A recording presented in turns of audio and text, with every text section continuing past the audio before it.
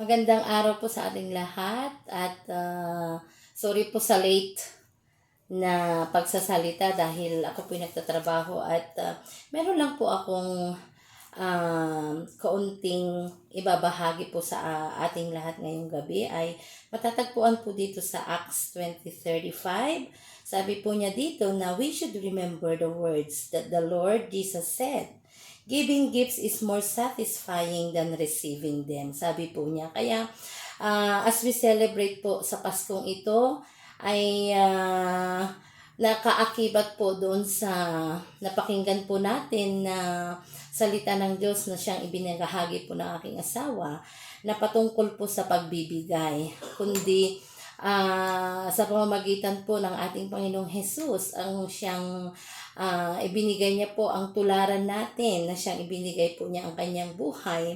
Kaya dito po sa Acts 20:35 nga na binanggit ko dito na giving gifts is more satisfying. Sabi po niya, ano ba ipagkakaintindi po natin sa satisfying? Ibig sabihin po ito ay giving gifts ay mas meron po tayong kakontentuhan than receiving them, sabi po niya. Kaya sa ating paglilingkod po sa ating Panginoon, may mga bagay ho ba na siyang naipagkaloob na natin sa ating Panginoon as we celebrate ngayong Pasko po, na napakahalaga po sa buhay ng isang mananampalataya na kung saan po ay yung karakter na ito ay mataglay po natin yung pagbibigay po natin. Kasi kung tinanggap po natin si Kristo sa buhay po natin, kahit hindi Pasko po, andun po yung karakter o yung pag-uugali po na tayo ay laging nagbibigay.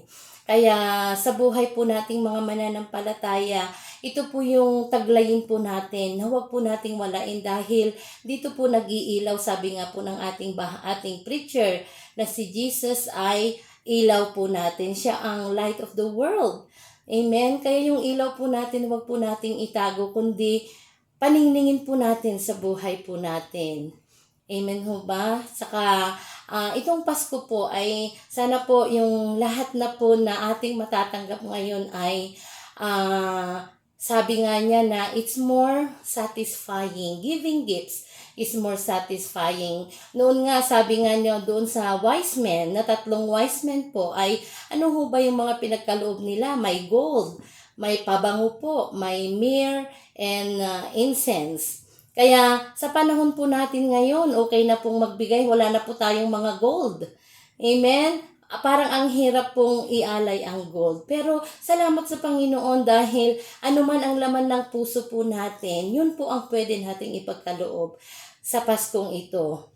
At napakahalaga din po na si Kristo ang yung ibahagi po natin sa iba na hindi pa nakakilala sa Kanya. Dahil ang kaligtasan po ay gift din niyaan. Amen? Yan po yung regalo ng Diyos sa buhay po natin.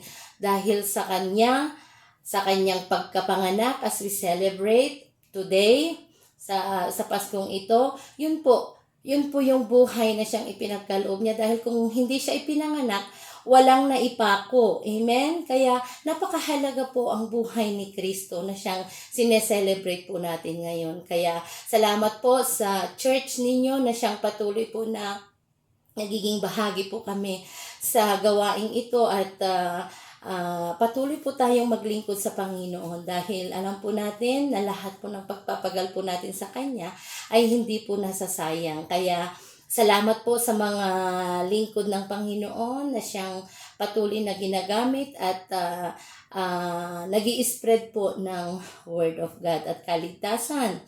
Kaya salamat po sa buhay ng mga lingkod na ito at salamat po at kayo po ang patuloy na ginagamit ng Panginoon kahit nasa malayo po kami.